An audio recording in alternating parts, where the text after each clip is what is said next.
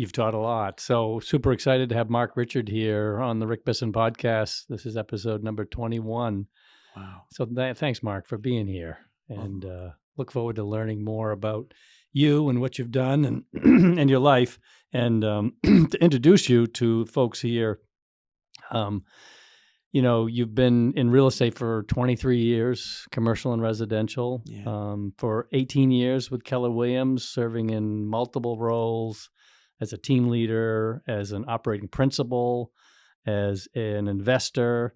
And you led the Portland Market Center, which is the main office for Maine and Keller Williams, to the number one status and number one profit share in not just the country, but in the world, right? Yeah, in the Yeah. world. And didn't do And that alone. I had amazing people like yourself and your amazing team, your wife, along for that ride. yeah, well, you've helped a lot along the ways.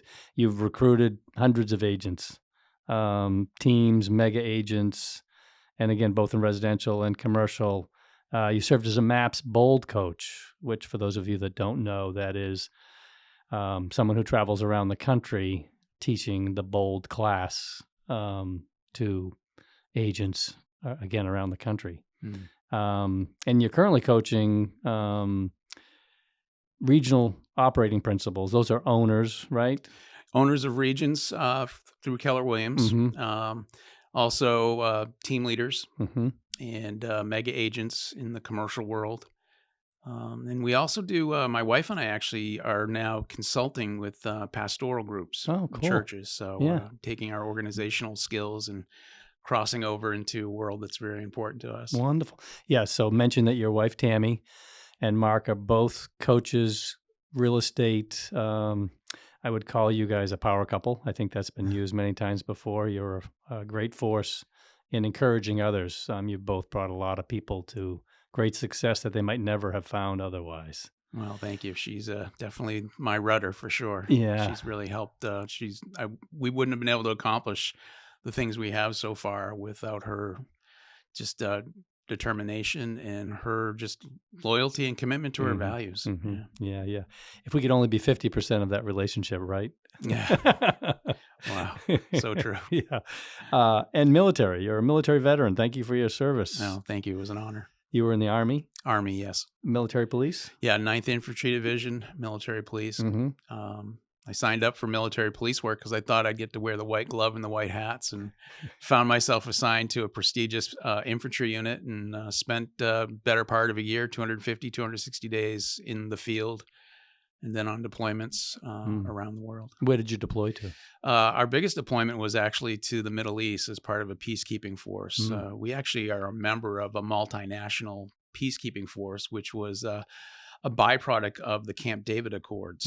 And we have a presence there in the Sinai Peninsula where, unfortunately, there have been several battles between the Egyptians and the Israelis. And since that peace accord was signed,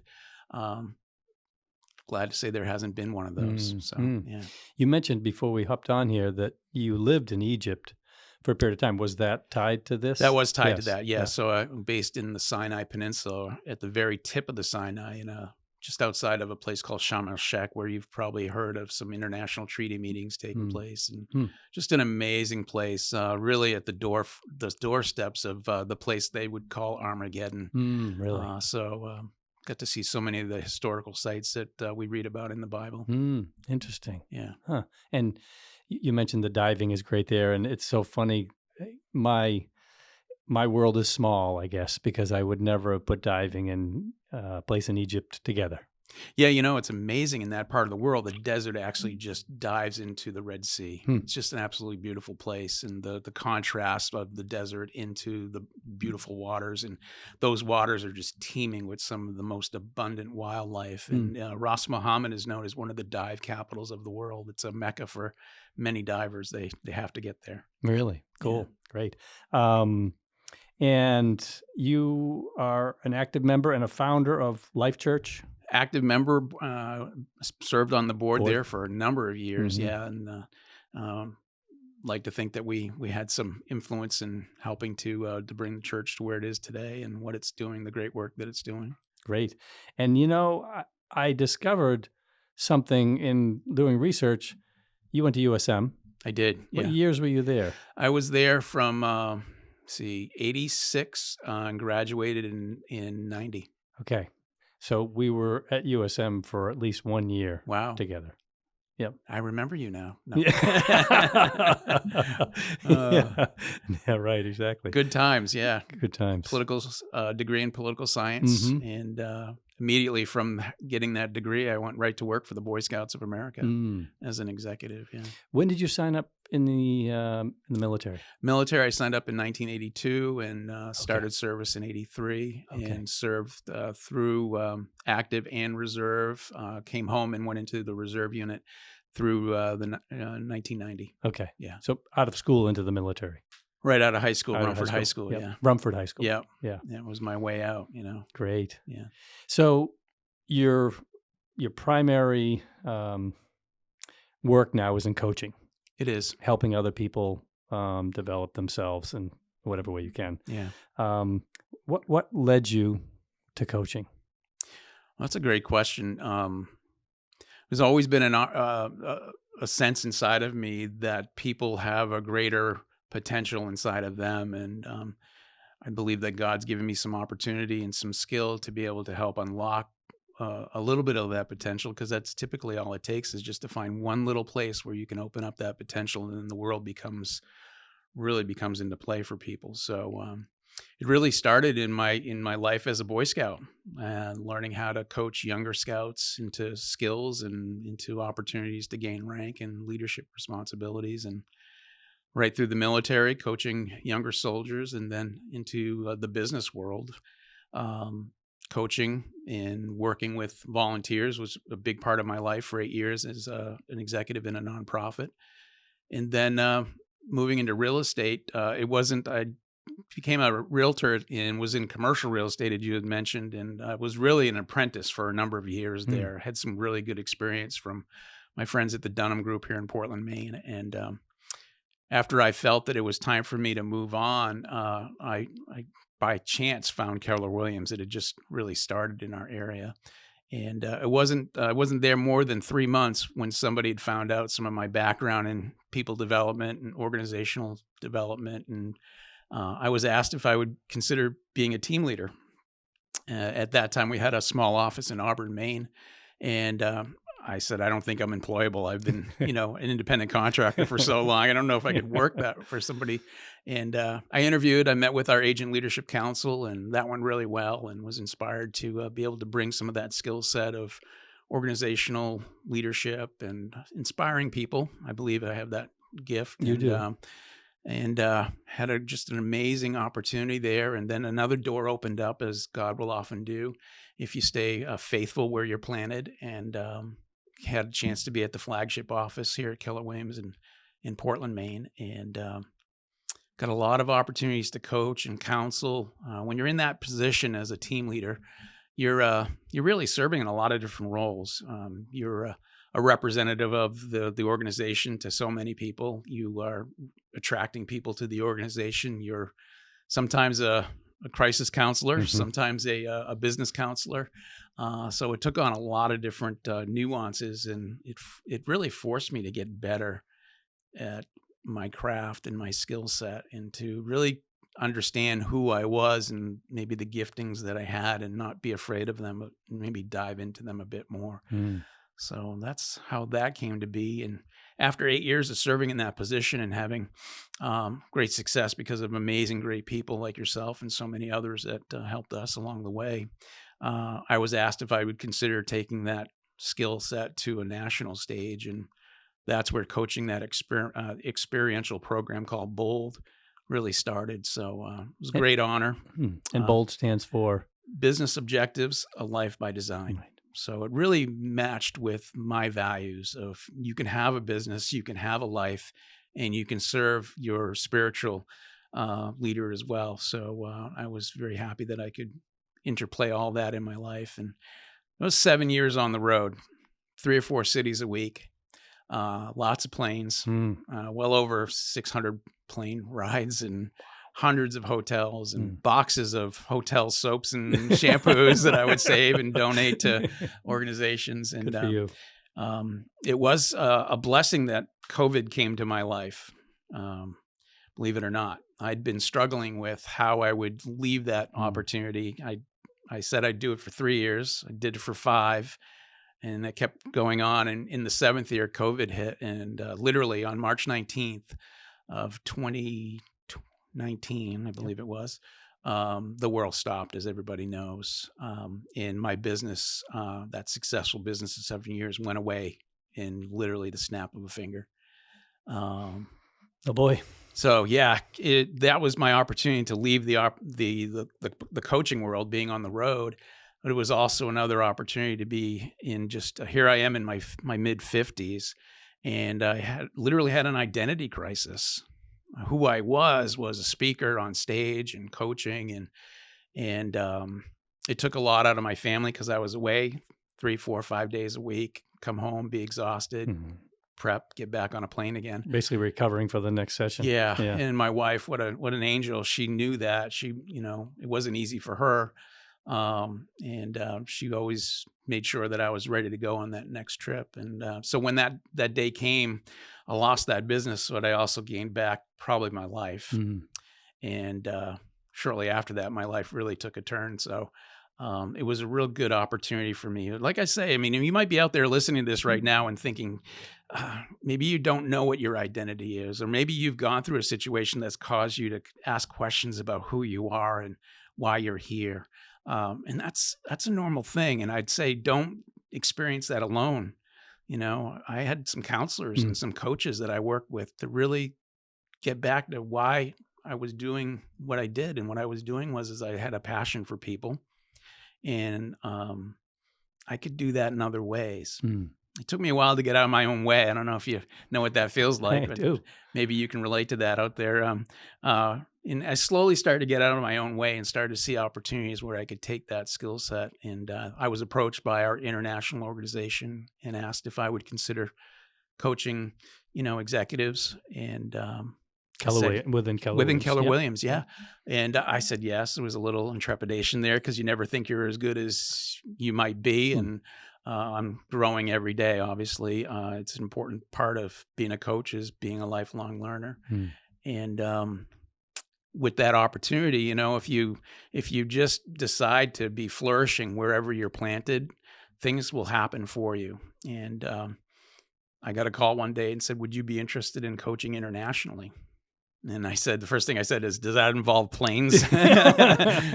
And once I heard that, no, actually through Zoom or, that platform, I was able to start coaching. And before I knew it, I was coaching in Japan and Malaysia and Vietnam and Aruba and Canada. And these are new. Some of them are new startups for Keller Williams and new areas. Are you working mostly with the new territories, or are you working in some that have been established? Well, it's interesting. Vietnam, I started my morning this morning in Vietnam in Ho Chi Minh City. Vietnam. And you're back here already? Holy cow. Back here already. I had to get back to see Rick Bisson. Vietnam was our first expansion country over 10 years ago. Really? I didn't realize they were first. Yeah. Yeah, very first. And they'd gone through a succession of leadership and ups and downs and starts. And if you're in business, you know that there are startups and, failures. And this gentleman that's involved now, he's just a brilliant young man, very, very educated, and owns a tech company, and far smarter than I am, although he's so coachable. Nice. And he's doing some amazing things in that country. And my mission there is to change people's lives and to do it through these people. Same in Japan. We're having astronomical growth in Japan right now. In Malaysia, they went through some political unrest and some economic hard times, and now they're coming back and stronger than ever. Great leaders and good friends. I've met them personally now, and haven't traveled there yet, although I look to do that soon. So really been blessed with the coaching opportunity. The biggest blessing is learning a bit more about myself and really taking the time to get better. My wife's played a big role in that. My wife is an amazing coach, and she coaches a lot of behavioral. I do more consulting on the organizational side, and she's really introduced me to people that have really changed the way I see myself. I'm an adopted kid. I don't know if you knew that. I did know that. Yes. Yeah. And that comes with its own kind of blessings and curses. Were you adopted at birth? I was adopted shortly after After birth, birth. yeah. I think I was 4 or 5 months old when I was found in the cabbage patch at an adoption agency in Lowell, Massachusetts. Born in that area? Born in that Okay. area, yeah. And there was all kinds of struggles with identity as an adopted child. My biggest struggle was not so much that I needed to find my birth parents, as a lot of people may be who are listening may be struggling with that a bit. And if you are, just do it. That's an important thing. Be respectful of your adopted parents, but search that out if that's important to you. For me, it was really about, I was struggling with my worth and why was I chosen? And That's interesting. Why were you chosen, not why were you put up for adoption? I guess that really didn't hit me until later on. But for me, it was always proving that I was worthy to my parents. So I excelled in a lot of things: Eagle Scout, captain of a couple different sports teams, lettered,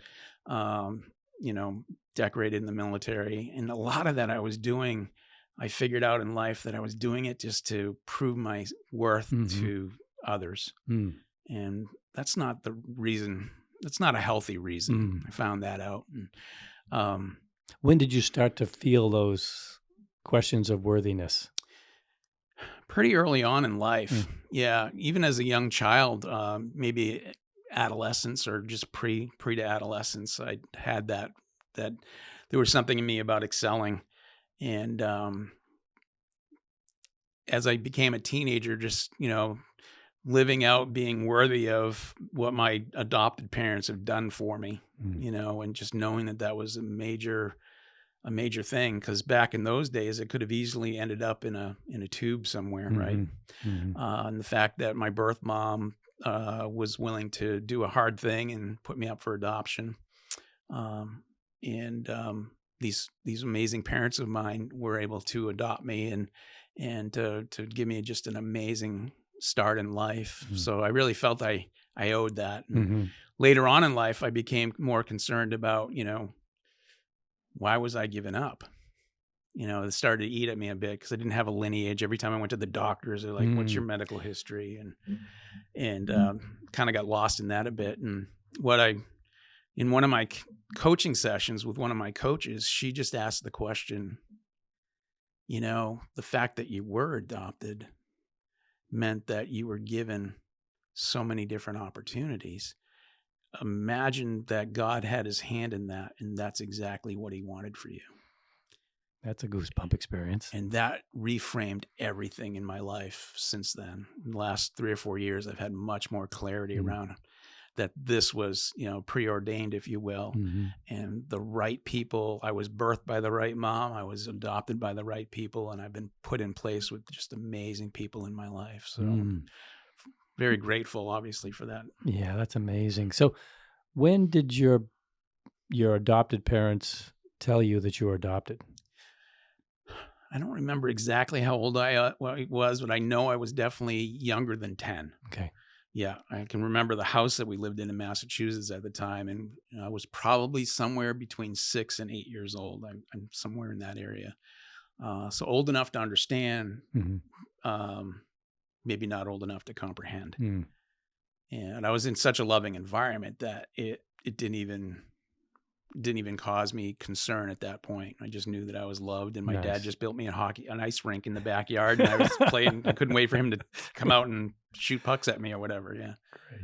Great. Yeah, that's awesome. So how does that play into your coaching, your adoption experience? Does it? It does, because in the back of my mind, everyone I meet, I understand they're a gift. And the gift just needs to maybe be either repackaged or unpackaged, and to help people understand their gifting. And everyone that's listening today has a gift. You may take some time to figure out what it is, and I would recommend you get people around you that can help you with that. But that's really what's helped me in my coaching world, is that everybody is a gift, and everyone's showing up the best they can in that particular moment. They may have just had a huge fight with a spouse or a partner. They might have experienced the loss of a family member, and they're just showing up the best they can. So I can have clients that show up angry. I can have clients that show up elated. in all different, you're dealing with people and Mm. in all different places. So I never know. I've always asked, how do you prepare for coaching calls? And a great mentor of mine, Tony DeCello, shared with me, he said, just be prepared to listen. And, my younger days, I'd have all this agenda written out on where I was going to take them. And no, the master told me, he said, just listen, Listen. and then you'll be given the right kind of words to Mhm. share and move Mm. people forward. Mm. Yeah. And the questions to ask. Yeah. It's all about questions. It's Mm. not about knowing everything. It's about maybe asking a question, allowing that person to open up. And then they come to realizations that slowly move them from level to level in acceptance or reality or direction where they want to take their business in this case or their life. Mhm. Mm. Coaching's an art. It's a skill, and I'm somewhere in the middle of that process. Yeah. Well, Yeah. you're very good at it. You certainly have inspired me in any session that I've had, and just watching you. I mean, I remember seeing, so, I worked in Portland. You were in Portland, commercial real estate. I was in an industry that was somewhat hand in hand. I was in the That's right. chamber. You were around the chamber. I remember seeing you, and there was always something. There was a light. There was a brightness. I could see an encouragement that you had and wanted to offer to others, Hmm. and that was just. It was very real, and I didn't really know you then. I could just Yeah. see it, and I could see you aspiring to bigger and better things. Although you were where you were, I could see more and better coming, and then I just watched along the way. Yeah. And then being in Keller Williams too, watching this development that you've had, it's been a gift to us. So you've given that to so many. Well, you've been such a gift to us, to so many people as well, and that's what I love about it. I mean, I can't my growth at through Keller Williams, I have to give a lot of the credit to my KW, my Keller Williams mom, Dottie Bowe, Mm. who gave me opportunity and coached me through opportunity. And not every session was pleasant as a mom, right? That's coaching, right? That's As a mom, coaching, yeah, yes, yeah. reality and challenging me and my thoughts, and sometimes me wanting to look good and be right, and Mm. kind of putting that off as sometimes guys will do. And she stuck with me, and she brought me to opportunities that she said she would. And she played a major role in all of my successes and literally changed the course of my family and my family to come with my grandchildren. Mm. I owe Mm. so much to Dottie and to Leanne and to Kathy and my great partners at Keller Williams, and all the agents like yourself and in the folks that have just poured into me, probably way more than I ever probably poured into them. Mm. Yeah. What do you think holds people back in your coaching sessions? Maybe you could relate to that, but also just in general, what's holding most people back from the breakthroughs that they need to get to that next level, and then just keep breaking through to those ceilings? Yeah, it's such a great question. Um, I really feel that what holds people back is their unwillingness to accept their greatness. And everybody has a greatness in them. And we'll make every excuse to hide that greatness, to put that light under a basket, if you will. And it's when we can expose ourselves to that light, we can really start to see whether it could be the smallest little thing that you become really good at, but you become really good at that small thing. And you can become known for that small thing in a small community, and that community can expand and expand. So that's the first thing is understanding that there is greatness, and let's not make excuses about it. Let's move into it. And then the other thing is that a lot of people attempt to go through things alone. Growing up in the military, if you will, it wasn't necessarily a sign of strength to ask for help, Mm. and it wasn't necessarily a strength to question your leadership ability. So crossing over into the business world, where especially at Keller Williams, it's a sign of strength to ask for help and to get coaching.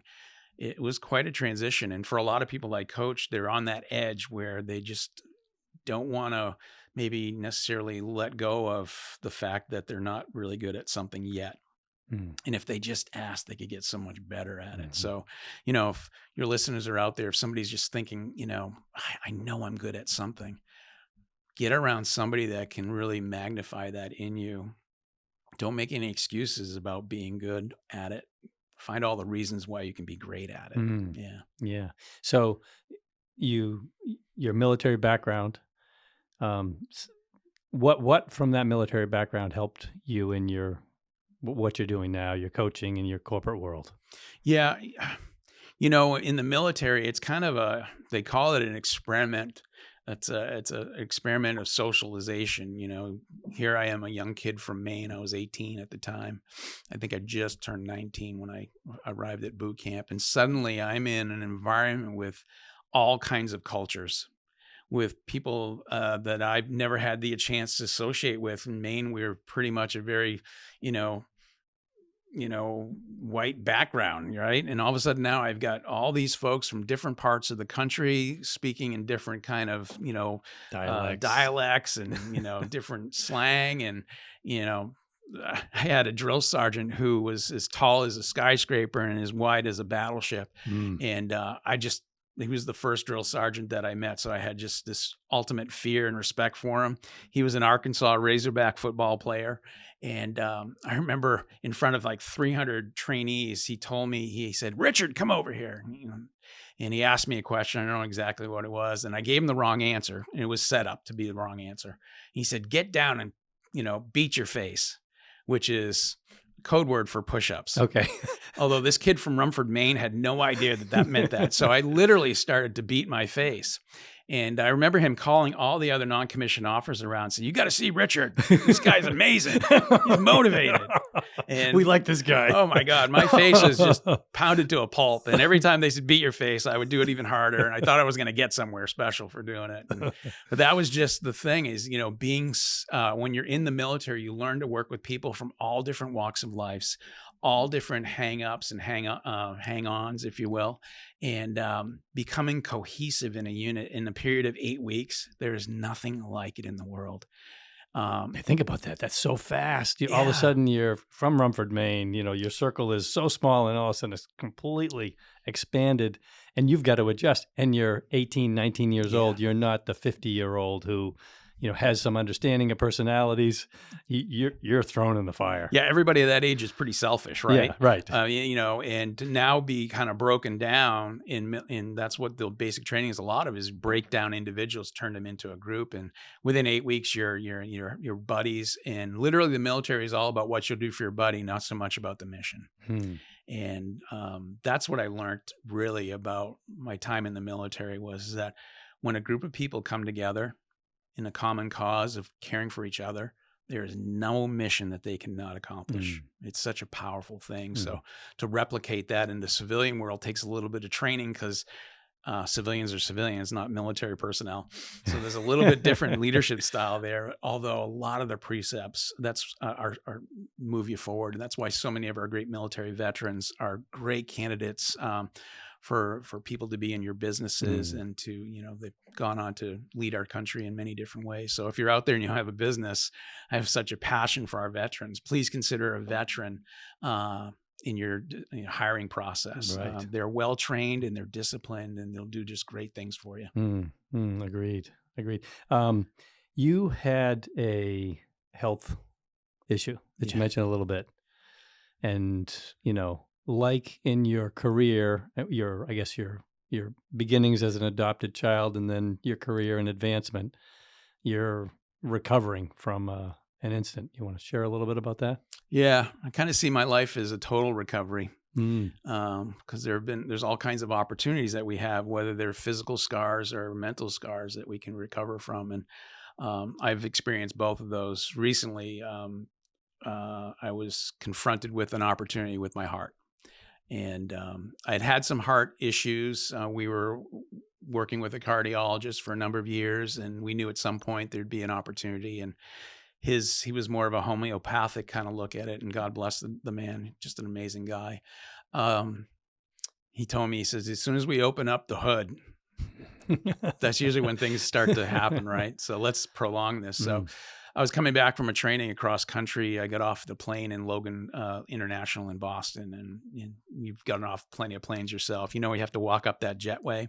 And after a 4 or 5 hour plane ride, you walk up that jetway, even if you're in good shape, it's still, you're stretching out, you're, getting your wind. And I could not for the life of me get my wind. And I had to stop halfway up the ramp and then at the top of the ramp. And my wife happened to be with me that day. And I told her, I said, Tammy, I have to sit down. I'm a little dizzy. And so I did, and it took forever to get out of the airport. I was just slow. The way I explained it to people is I felt like I was riding a bicycle with flat tires. Mm. You have to work like 10 times harder, Yeah. right?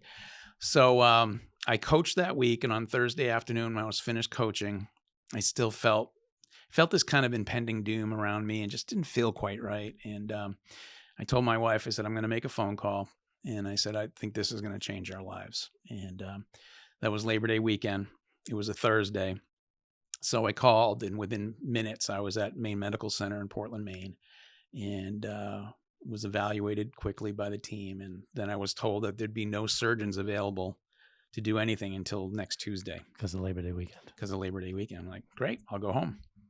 No, you're too bad off right now for you to even think about stepping out of this hospital. Wow. So spent 4 days thinking that those 4 days would be the worst 4 days of my life, just worrying about it. And long story short, I had heart surgery on Tuesday.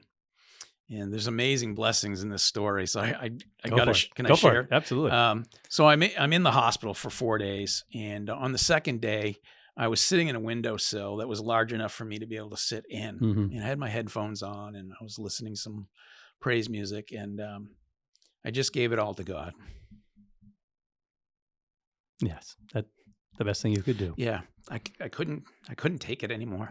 I had 4 surgeries on my feet, and then this, and I knew the magnitude of this, and I knew what it could mean, if it didn't go right. And I just finally said, I can't take this. And I asked God just to take it for me. And I don't want to make it sound like it was some kind of thing like you're watching on TV there. It's Easter weekend when we're doing this episode, but it wasn't a Charlton Heston moment, but I literally felt this warmth come over me. Yeah. And it just covered me like a weighted blanket. And at that point there, my whole attitude was, I know you've got this. I'm going to do everything to represent you, knowing that you have this, God. And I prayed with people in the hospital. I ministered to people. It was such a blessing to me. And by the time Tuesday came around, I was like, I'm all set. Bring it on. Yeah, let's go. Yeah, I'm ready. And I remember being, I had a consultation with one of the surgeons that was originally scheduled to do my surgery, and it didn't go well. He had the bedside manner of a typical heart surgeon. I don't want a heart surgeon to be a joker. He just didn't meet my expectations. My wife was very emotional. My family was emotional. So he walked away, and I really appreciate the gentleman. At the time, though, I didn't, and I wasn't comfortable about it. And I knew God had it, so I wasn't worried. The morning of my surgery, a gentleman walks in who I'd never seen before. And he says, "Hi, my name's Scott Buchanan. I'm the head of cardiac surgery here at Maine Medical Center. I need to tell you something." I think God's got this. He said, "Your surgeon had to do emergency surgery all night, and I will not let him do surgery on you today. I just got back from vacation. I had my Boston Bruins shirt on. I'm a big hockey fan." Yes. He said, "I'm a Bruins fan, and I'm ready if you're ready for me." And then he took a chair. This is where I knew God was in play. He took a chair and he sat next to me. Most of the time surgeons would talk to you. He talked down at you. Yeah, he talked with me. And I just knew that was God just showing me that he's got this. And he said, if you say yes, in 2 hours, we can be going. And I remember getting wheeled down. And that was the part I was always concerned about, it being wheeled down to the surgical suite. I was at total peace. I remember being wheeled into the surgical suite, which was, I'd never seen so much equipment in my life. I mean, it was just banks of computers and all kinds of things, and then huge tables of tools that they were going to be using, which I thought was interesting that they'd have those there for me to look at. I was okay with it. Were they Makita, DeWalt, or Milwaukee? What was the brand? There was a combination of a couple of those different brands. Yeah. I knew what they are for. I wasn't really wanting to think about what they were going to do. And I remember asking them, I was just so calm. And I just remember I said, "I hear you surgeons like to listen to music when you operate." And he's like, "Yeah, we do." And I said, "What does Scott Buchanan like to listen to?" And he said, "He'll probably open up to Pink Floyd." And they said, "What do you want to listen to?" And I said, contemporary Christian would really be a great thing. Who would be your surgery background music. Who would be my surgery? Yeah. Michael W. Smith. Michael W. probably. Smith. Nice. So sure enough, they tuned it right in for me. Did they? And I met the anesthesiologist, and I went to sleep with great music, knowing that I would be coming up and coming out. And it was really, I just remember telling them, I said, look, I got a granddaughter and I need to be around for her. And they said, you will be. Yeah. Because you talk about the wheeling down and what this is going to mean. I mean, this is life or death. Yeah. Or it's either life, changed life, or life or death. Yeah. It's either something very different or it's going to move me forward. And I chose to believe it was going to move me forward. So it was the biggest thing that happened in my life. And I've been in a lot of situations through the military and such. And this one was right there. And I would say, correct me if I'm wrong, that you have a choice in this to some extent. I mean, you know that there's issues with your heart, but you could say, I'm not going to do this. Who knows what the consequences might be? Yeah, I could have, and I may not be here today. You may not be here today. Yeah, doing this with you. Come to find out, when I came to and I was in ICU, it was explained to me that I had 4 grafts, 4 bypasses, and a new valve, which a mitral valve, which I wasn't aware of. Although the surgeon did tell me, he said, if we find out that the valve's not doing well, would you like us to replace it while we're in there? And I said, yeah, sure. Let's do it. Please do it now. I'd rather not come back. Then they asked me if I wanted artificial valve or if I wanted, a bovine valve or a swine valve or whatever. And I chose the artificial valve. And I'm not giving advice to anybody out there. But for me, that made sense. I'd rather not have to worry about doing the procedure again in 10 years. And I came out and it was a rodeo. It was not an easy recovery. It was easier than I thought, but it was the first few 3 or 4 days were pretty intense. Did you have complete open heart surgery? Yeah. I think it might have been a 5 or 6 hour procedure. The interesting thing about it is when I was recovering, my wife said, you won't believe who I met in the lobby. And it was my friend Corey. She met his wife, Shelly, who's in my small group at church.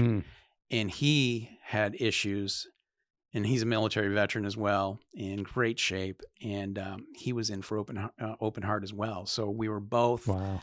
I was on the back side of the procedure. He was on the front side. So our wives were communicating what to expect, and we've helped each other through the healing process, keeping ourselves accountable to God first, and then to some other things as well. So when was the surgery? Surgery was Labor Day weekend of 2022, and here we are on Easter weekend, 23. So about 6 months now into recovery, and just got back from playing a couple rounds of golf. Awesome. I'm feeling good. I definitely have energy back. Lost a lot of weight. I lost a lot of weight prior to the surgery. I just had an unction last year to lose weight, and I know who was causing me to lose that weight. Yeah, good unction. Yeah, they knew he knew what was coming down the pike for me. So I was in good health that way, not in good health heart wise. Yeah. So if anyone's listening out there and there's anything that doesn't feel quite right, don't be a guy. Be responsible and be a man and show up and talk to a doctor or a physician. Yeah. We could all take that advice more than once because it's easy to put that behind us. It really is. I mean, we can rationalize, right? Rationalize. That's right. Rationalize. Exactly. Yeah. Huh. Wow. So, and what type of steps are you going through in recovery? I mean, what's the process? Yeah. It was much more intense the first month or two, and the process was just walking. They'd said you need to walk, from here to there, and that looked like, oh my gosh, Mount Everest. Yeah. And I remember my first goal the first week I was home after being in the hospital for 2 weeks was to walk around my cul-de-sac, which is not a big one. I could literally throw a frisbee from one side of it to the other, and the first day I got about a quarter way around it, and I had a nurse with me. And then I do it by myself with Tammy. And then it took about a week. And I remember just being so psyched that I'd walked around the cul-de-sac. And then I walked around the neighborhood. And then I walked across the street into the other neighborhood. And it just progressed from there. Then slowly got into riding my stationary bike. And so that was mostly cardio, diet, watching my diet. With the artificial valve I have, I'm on a blood thinner, which the particular blood thinner I'm on, I had to have it checked every day to make sure that it was in the right zone. So my blood didn't turn to water and it didn't turn to jello. And now I'm at the place where they're measuring it about every month. Great. And so we've kind of dialed it in with the medication. So that's the only residual right now, besides not necessarily... I'm looking at contemplating a 5K race, as I'd mentioned earlier. So, but right now that's the only residual as far as medication that I have to take and be monitored on. But there are milestones along the way. Yeah, I mean, there are milestones. There are milestones with my team of physicians. So I just had my EKG done 2 weeks ago. Everything looks really good. So that went. So now it's progressively getting longer between, and then, working with my coaches, because it was kind of there was some mental stuff going on there too. And mental health is a real deal. And again, don't be a guy, be a man. And if you're struggling with that, there are some great people that can help. And my pastor really helped me out a lot. So, my faith, I'd always wondered if I was tested or when I was tested, how I would show up. And I'd give myself probably a B+ on this one. And it wasn't me, it was God. So I was along for the ride. But, if you're ever wondering, don't wonder. It's not about you. It's about giving it up to whatever your God may be or who you believe in or whatever. So, yeah. Great. So the prognosis is, hey, I'm a bionic heart. I should live for at least another 100 years. So we can rebuild him. Is that how it goes? Yes. Make him stronger, faster.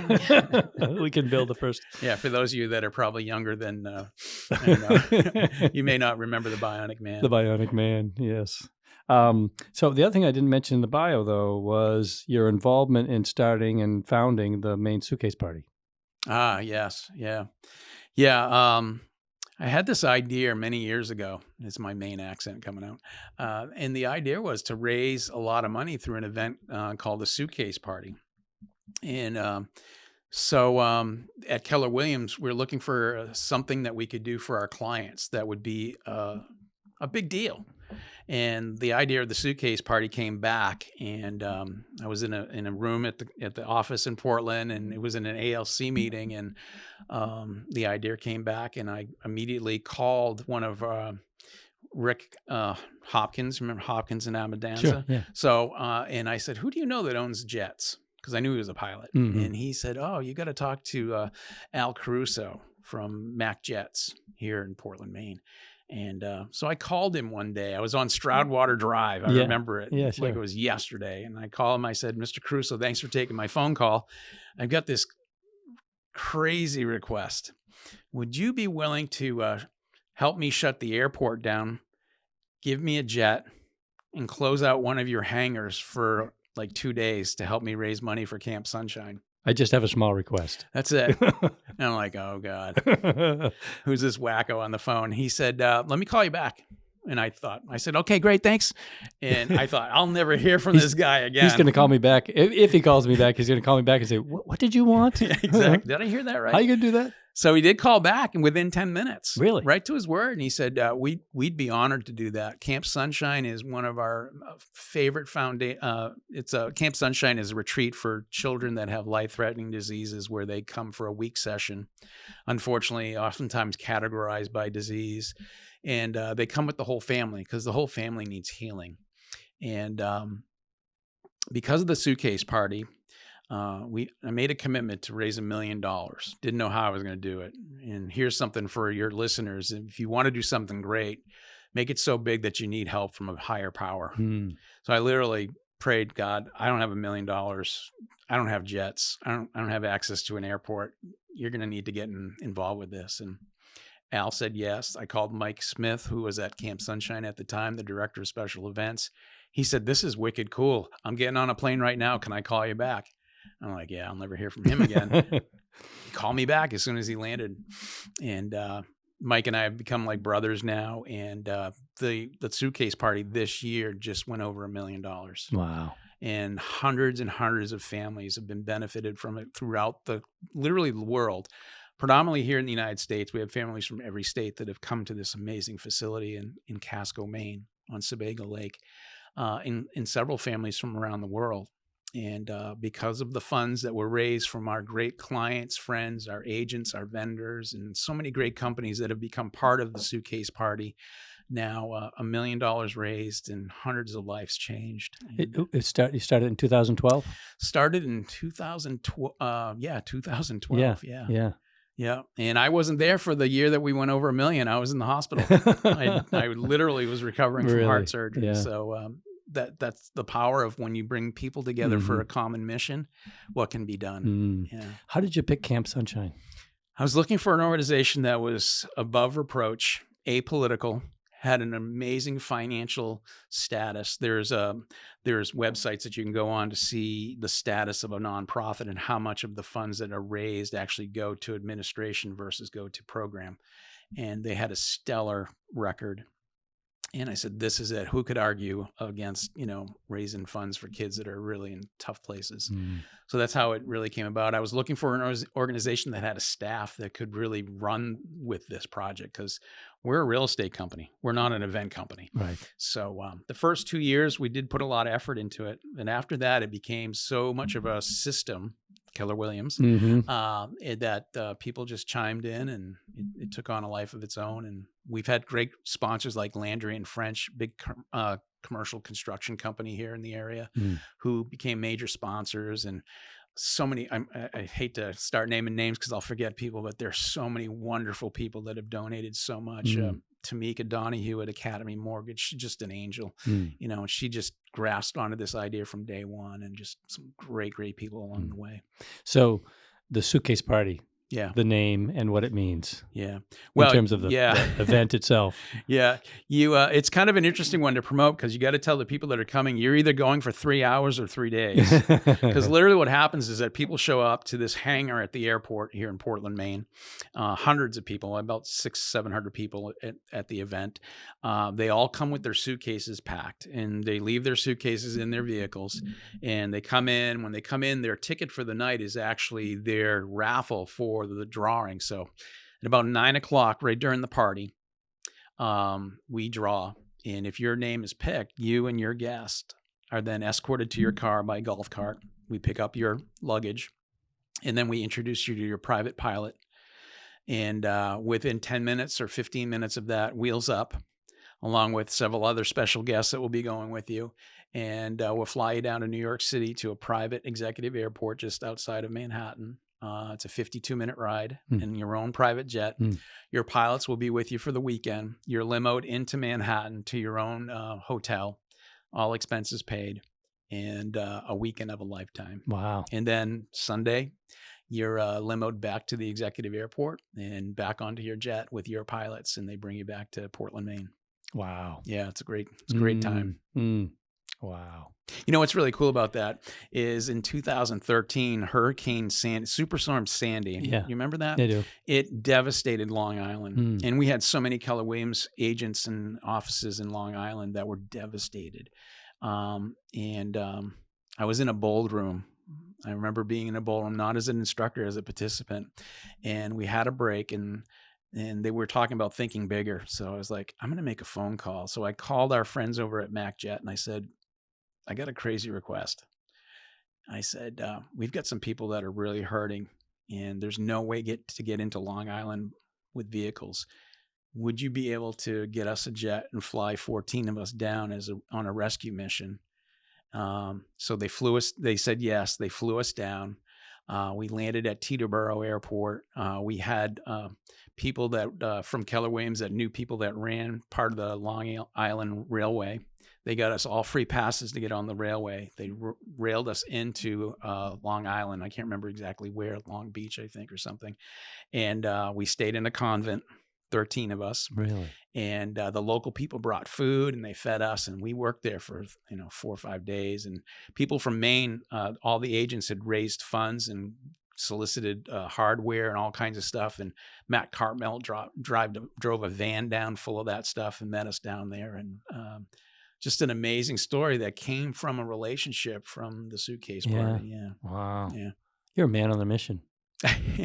Well, God puts us in places where he can use us. So I'm just counted to be worthy enough to do that. Well, and just think about all those the preps that have led to that particular event. I Yeah. mean, Boy Scout, military organization, rouse the troops, all Yeah. that came to play there. Yeah. And you've done that more than once. You've been also so Keller Williams has Keller Williams Cares. So maybe you could talk about that a little bit and Yeah. other missions that you've been on with that. Yeah, KW Cares is a internal organization at Keller Williams that was founded on the heels of Hurricane Katrina. We're having a large company or nationwide meeting the week of the Katrina incident, and many of our agents from that area of the world couldn't come. Obviously, they were devastated. And while we were there, Mo Anderson, along with several other executives at Keller Williams, said, "Hey, let's fundraise." So from that initial fundraiser, we raised $5.5 million, more than the entire National Association of Realtors raised for Katrina relief. We did that just amongst our organization. In a very short period of time. Very short period of time, delivered that aid. And then since then have created a foundation where agents are given the opportunity to donate to that internal foundation to support our own in times of crisis. KW Care stands for CARE stands for Caring Agents Responding to Emergency Situations, and they've given out millions and millions in grants. So we've had recipients in our market center who needed a new kidney, and KW Cares covered everything after insurance. Takes a huge load off of somebody so they can heal. They've responded to earthquakes and all kinds of missions because we're a worldwide family now. So it's an amazing organization. Our agents don't have to be part of it. Many of them choose to be part of it, and they're very proud of the efforts that the organization brings to so many. Yeah, it's a phenomenal. Just to see when there's a Keller Williams event and the money is being raised or any activity, and then the trucks that are just, as soon as something happens, the tractor trailers that are loaded and headed in to provide a real estate support. company, oftentimes showing up before the Red Cross.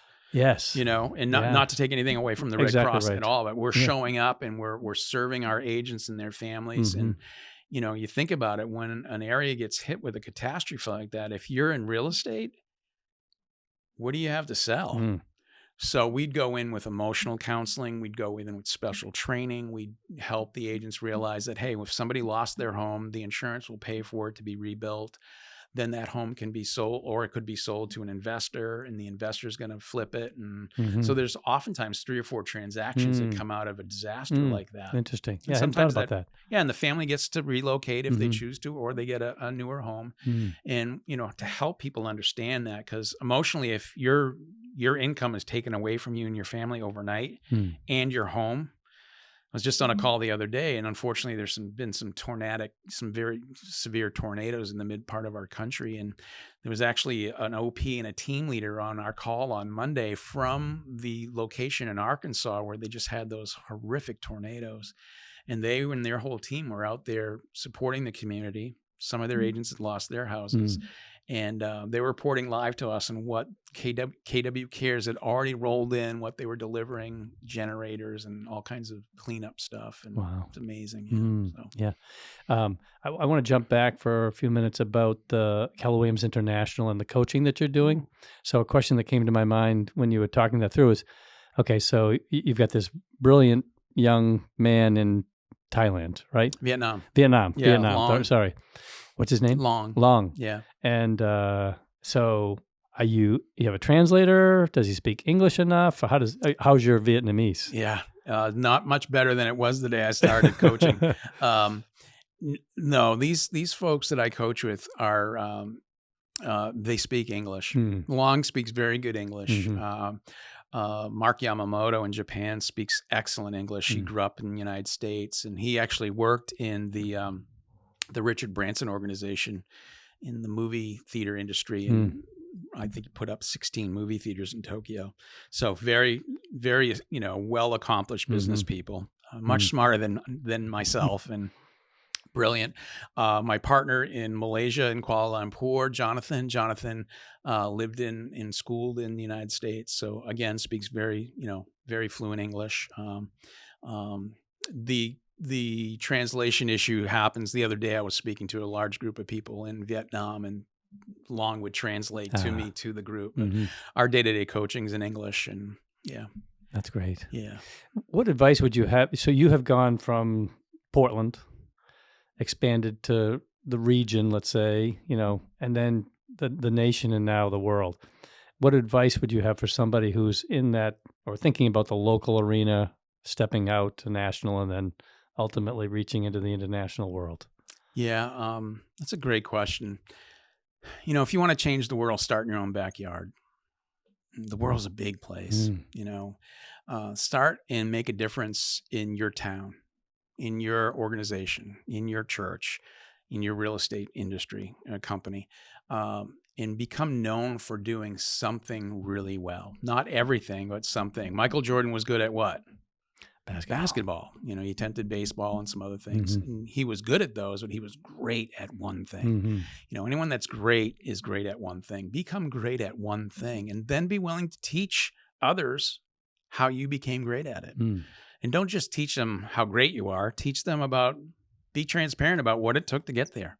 And many of your listeners now, they may be struggling and starting something. Please know that the struggle is part of the victory. Right. And you don't get to the victory until you have the struggle. And nothing says that once you get there that you're not going to hit another wall. So be understanding of that and accept that every time you're challenged, see it as a setup instead of a setback.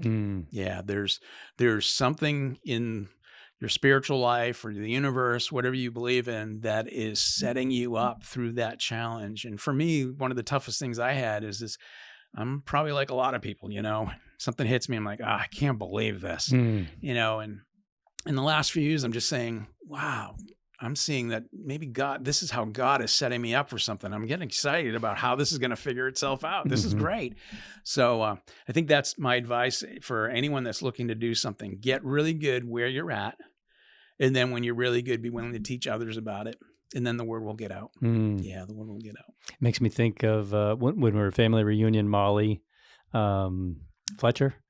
Molly Fletcher. Molly Fletcher, yes. The first sports agent. Yeah. First woman sports agent. Yeah. The Jerry Maguire. Jerry Maguire, yeah. The female Jerry Maguire. And she wanted to make a name for herself. And you can tell the story. She went to see she tried to get a meeting with Zig Ziglar. That's right. What was Zig's advice? Go get some more experience.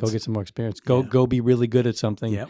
Figure out how to do it, and then you'll have something to talk about. Yeah, and she talked about moving to Atlanta in her car with just a couple $100, no place to stay. She asked a friend if she could hang out on their couch, and she approached an apartment complex who had a tennis coach as part of their social program, and found out that the tennis coach was probably going to be moving soon. So she just figured out ways to become in line for that coaching position as a tennis coach. She was a collegiate tennis player, and she just found ways to get really good at getting people around her. And she built a story. It took her 9 years of being that tennis coach before she was recognized for that next opportunity. But she was faithful to that and doing that. Yeah, being faithful to that one thing, not being distracted by shiny objects that are so easy to get lost into and most people look a different way. Yeah, most people never run long enough to find their second wind. Yeah.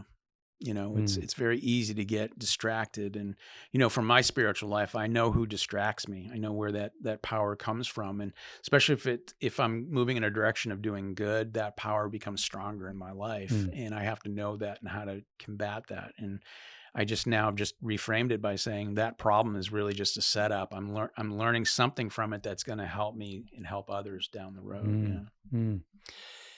What's next for Mark Richard? Well, I'm 50. I'll be 59 this year. So congratulations. Thank you. I'm casting a shadow on the 6-0. There's a book in the future. And I'd really like to make a difference in the world when it comes to helping people that help people. And so many of our pastors are, going through what they've had to go through with the pandemic and losing, good percentages of their community, of their congregations. It's caused lots of stress. Hmm.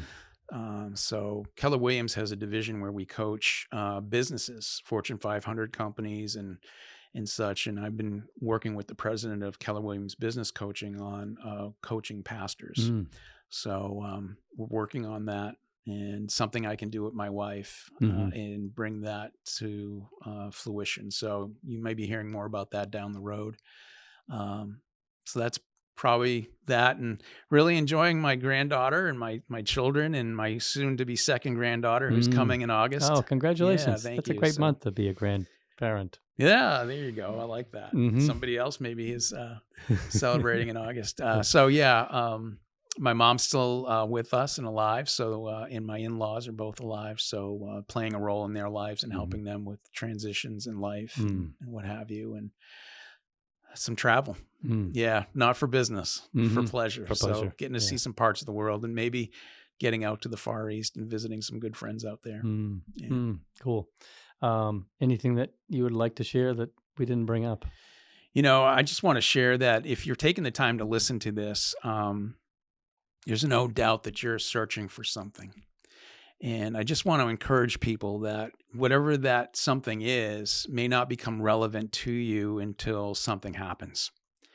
And it may be the something that you never thought of. So be open to that opportunity and grow where you're at. If you're not coaching, find a coach.